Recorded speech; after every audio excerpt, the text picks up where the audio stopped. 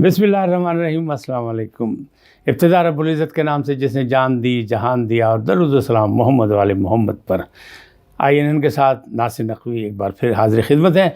नाज़रीन, सियासी मामला जो हैं बिगड़ते जा रहे हैं, मुआशी बहरान आया हुआ है, बिगड़ा हुआ है, कोई उसकी तरफ देख नहीं रहा। इसहाक़ डार साहब अपने अरस्तू बन के जादूगरी करने आए थे, वो भी नाकाम हो गए, मामलात गड़बड़ हैं। हाँ, थोड़ा सा डॉलर कमज़ोर हुआ है, क्यों हुआ है अभी हम और आप इसकी भी वजूहात नहीं जानते कि वो क्यों कमज़ोर हुआ, लेकिन रुपया उस हद तक तगड़ा नहीं हो सका, ना होता नज़र आ रहा है जितना होना चाहिए था। मामलात हैं, लेकिन सियासी इलेक्शन लोग कहते हैं, एक जानिब से मुतालबा है इलेक्शन, दूसरी जानिब से ये कि सुप्रीम कोर्ट पूछ रही है कि जनाब आप इलेक्शन मांग रहे हैं तो आप तो असम्बली में नहीं जा रहे, पार्लियामेंट में नहीं जा रहे, तो फिर आपने तो जीत के भी हल्फ नहीं उठाया, तो फिर आप इलेक्शन क्यों करना चाहते हैं, इलेक्शन क्यों मांग रहे हैं, तो ज़रा वजाहत करें। अच्छा, इमरान खान साहब लाहौर हाई कोर्ट में तशरीफ़ ले आए, कैसे लाए कैसे नहीं सब कुछ आपके सामने है। लाहौर में 4 घंटों का मजमा लगा रहा, झूठ पर झूठ बोले गए, यानी कहा गया कि नहीं हमने किसी को नहीं बुलाया, कौम खुद आई है। जबकि जो सोशल मीडिया इस बात का गवाह है, ट्विटर इस बात का गवाह है कि लोगों से कहा है चलो चलो भाई चलो हाई कोर्ट चलो, यानी चलो पहुँचो फौरी तौर पर। और 2 बजे से जो 7 बजे तक का टाइम ज़बरदस्ती बार किया गया, फैसल चौक अगर रुके और फैसल चौक से फिर हाई कोर्ट पहुंचने में देर लगाएगी, उसका मकसद सिर्फ ये था कि लोग पहुंच जाए। कौन लोग पहुंचे? टिकट होल्डर पहुंचे या उनके हमायती पहुंचे या कौन पहुंचे, ये सारी बातें करूंगा। और फिर आगे सदर ममलकत क्या कर रहे हैं, और वो जो आइन और आर्टिकल जिसकी बात की जाती है 57(1) वो क्या है, इस पर बात करूंगा। लेकिन नाज़रीन, पहले आपसे दरख्वास्त कि INN को सब्सक्राइब करें, लाइक करें, घंटी का बटन दबाना न भूलें, अपनी कीमती राय का इजहार भी करें, और रवादारी और बर्दाश्त यानी सियासी बर्दाश्त जो हमारे यहाँ ख़त्म होती जा रही है उसके भी मुजाहरा करें, इसलिए कि मुल्क व मिल्लत की बहाली के लिए, मुल्क व मिल्लत की इस्तेहकाम के लिए, कौमी यकजहती के लिए ये जज्बा बहुत ज़रूरी है। और ये जज्बा बदकिस्मती से सियासतदानों की वजह से या न्यूट्रल्स की वजह से या किसी और ताकत की वजह से, इंटरनेशनल साजिशों की वजह से हमारे यहाँ ये जज्बा कम होता जा रहा है, बल्कि हो गया, ख़त्म हो गया। इसको पैदा करने की ज़रूरत है, इसलिए कि मैं और आप पाकिस्तानी हैं, और पाकिस्तान है तो हम हैं, हमारी पहचान पाकिस्तान है, पाकिस्तान के अलावा हमारी कोई पहचान नहीं। बीइंग मुस्लिम हमें अपने वादे का अहद करना चाहिए, हमें अपनी कुर्बानियों का पास करना चाहिए। जी नाज़रीन, इलेक्शन की बात हो रही है, और इलेक्शन में जहाँ ज़िक्र हो रहा है वहाँ हो रहा है 57(1) का, यानी 57 की शिक नंबर 1, और 1 हो या 2 हो, दोनों को पढ़ना चाहिए, तब पता लगेगा कि असल मामलात क्या है। सदर ममलकत ने तो कह दिया कि 9 अप्रैल को इलेक्शन करा दें, सूबाई, दोनों सूबाई हुकूमतें करा दें, लेकिन क्या उनके कहने से इलेक्शन हो जाएंगे? एक बात मैं आपको बताऊं कि पहली बात तो वो है कि आप और मैं सब ये जानते हैं कि एक है कि जब नमाज की तरफ मत जाओ जब तुम नशे में हो। तो अगर हम ये कहें कि जनाब नहीं नमाज तो मना हुई है, वो जब नशे में हो, जबकि बात ना मानी जाए, तो फिर क्या होगा?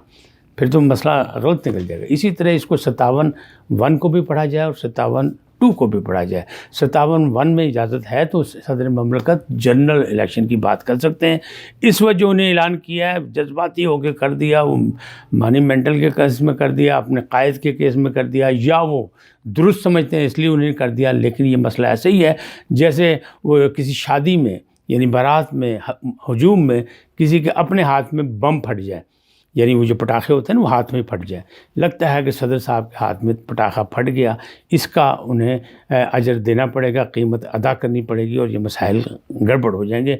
अब कहा जा रहा है ना कि उनका मुआवजा किया जाएगा और उनके ख़िलाफ़ भी होगा। हालांकि सदर साहब ने पहले कहा था कि मैं रेफरेंस भी जमा कराऊँगा इलेक्शन के हवाले से, और ईवान सदर से ईवान अदल यानी सुप्रीम कोर्ट तक जो है मैं वाकई क़यादत भी करूँगा कि गैर आइनी इक़दाम हो रहा है, लिहाजा मैं एक जुलूस भी एहतजाज भी करूँगा। लेकिन वो नहीं हुआ, उन्होंने ये नया काम कर दिया। ठीक है, मैंने कहा था कि अदालत खेला जाएगा, अदालत हो रही है, और इसका मकसद सिर्फ ताख़ीरी हरबे, इलेक्शन होने हैं, हर कीमत पर होने हैं। आईन पाकिस्तान कहता है 90 दिन में इलेक्शन होने चाहिए, लेकिन दूसरी तारीफ से जब मामलात गड़बड़ होते हैं, जब धमकियां दी जाती हैं, जब मुख्तलिफ नताइज का कहा जाता है कि होंगे, मसलन अली अमीन गंडापुर साहब कह रहे हैं कि जो इलेक्शन की राह में रुकावट बनेगा اسے ہم پھانسی کے پھندے تک لے جائیں گے. یعنی ہم ابھی تک ایک وزیر اعظم کو پھانسی دے کے خوش نہیں, ہم چاہتے سب کو باری باری پھانسی دی جائے, جو ہاتھ لگے پھانسی دی جائے. لیکن ان کے دور میں 3.5 پونے 4 سال میں کسی کو پھانسی پہ لٹکانا تو بہت دور کی بات ہے, فیصلہ بھی نہیں ہوا. ایک کا فیصلہ ہوا تھا, وہ مر گیا, وہ عامر تھا, اور وہ آ کے پورے اعزاز کے ساتھ, کیونکہ وہ سپہ سالار پاکستان تھا, اسے دفنا دیا گیا, سپرد خاک کر دیا گیا. جس نے فیصلہ دیا تھا وہ اس سے پہلے سپرد خاک ہو گیا. تو اسی طرح ہم کہتے ہیں نا چودھری شجاعت کے اندر مٹی پاؤ مٹی پاؤ مٹی پاؤ, تو ہم مٹی ڈالنے کے بڑے ذمہ دار ہیں.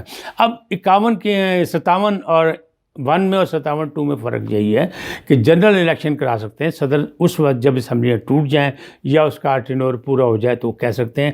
لیکن آگے یہی ہے کہ جو صوبائی اسمبلیوں کے اختیارات ہیں وہ گورنرز کے پاس ہیں, اور گورنر اس کا کریں گے. گورنر کیا ہے, دونوں گورنروں کے, جو KB کے گورنر ہیں ان کا موقف الگ ہے, جو پنجاب کے گورنر ہیں ان کا موقف الگ ہے. KB کے کہتے ہیں کہ حالات اچھے نہیں ہیں, میں ہزاروں سے رپورٹس لے رہا ہوں کہ امن عامہ کی صورتحال اچھی نہیں, لہٰذا الیکشن نہیں ہو سکتے. پنجاب کے گورنر کہہ رہے ہیں کہ میرے کہنے پر تحلیل اسمبلی نہیں ہوئی, لہٰذا میں ڈیٹ بھی نہیں دے سکتا.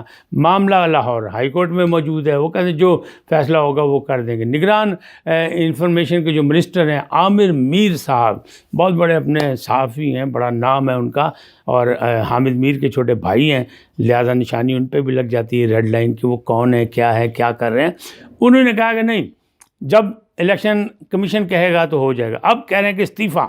وہ بات جنرل ضیاء نے کہا تھا کہ جی بات یہ ہے کہ بھٹو کو پھانسی اس لیے دینی پڑی کہ قبر ایک تھی بندے دو, یا وہ جاتا اس میں یا میں جاتا, تو انہوں نے اس کو پھانسی دے کے کر دی. یہاں بھی وہی مسئلہ ہے کہ بندے دو ہیں, یعنی استعفے ایک آتا ہے یا دو آتے ہیں.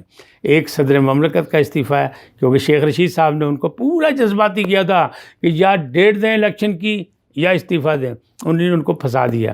عارف صاحب جو ہیں, صدر عارف صاحب, وہ ان کی باتوں میں آ گئے اور انہوں نے ڈیٹ دے دی بغیر سوچے سمجھے. یقینی بات ہے ان کے پاس بھی کوئی نادان دوست ہوں گے جنہوں نے کہا کہ جناب آپ کر سکتے ہیں, آپ صدر مملکت ہیں, آپ آئینی سربراہ ہیں.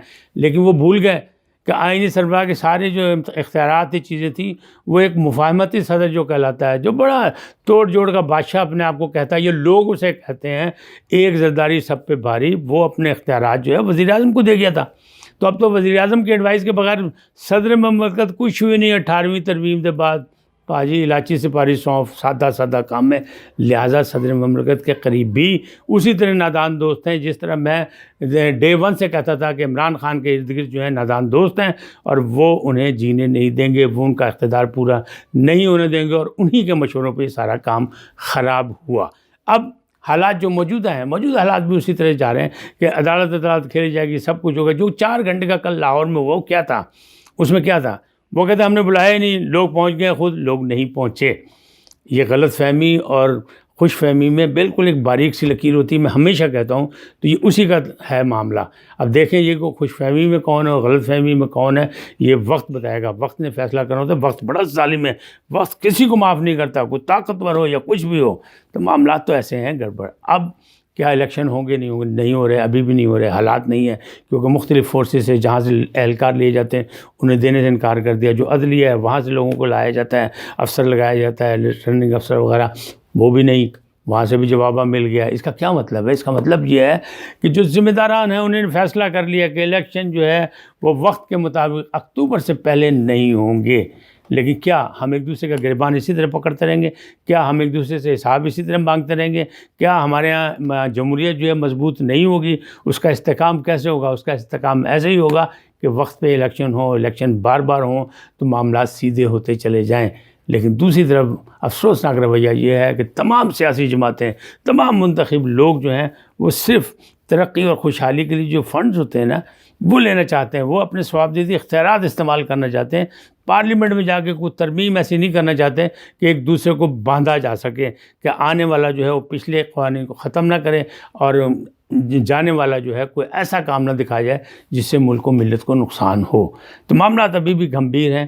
اللہ سے دعا کرتے ہیں کہ اللہ تعالیٰ ہم پر رحم کرے، اس لیے کہ ہم اور آپ چاہتے ہیں کہ پاکستان پھولے پھلے اور مستحکم ہو، لیکن یہ سب نے مشترکہ طور پر کوئی کارروائی کرنی ہوگی، یعنی ہر سطح پر حکومت کو اپنے کٹ ڈاؤن کرنے ہوں گے، اللہ تلل ختم کرنے ہوں گے، یہ جو فوج ظفر موجود انہیں اتحادی کے نام پہ بنائی ایک دوسرے کو خوش کرنے کے لیے، ان کو بھی قربانیاں دینی ہوگی۔ جو قربانیاں دینے والے تھے ملک و ملت کے لیے وہ دے گئے، اب ہمیں اور آپ کو قربانیاں دینی ہوگی، اشرافیہ کو قربانی دینی ہوگی۔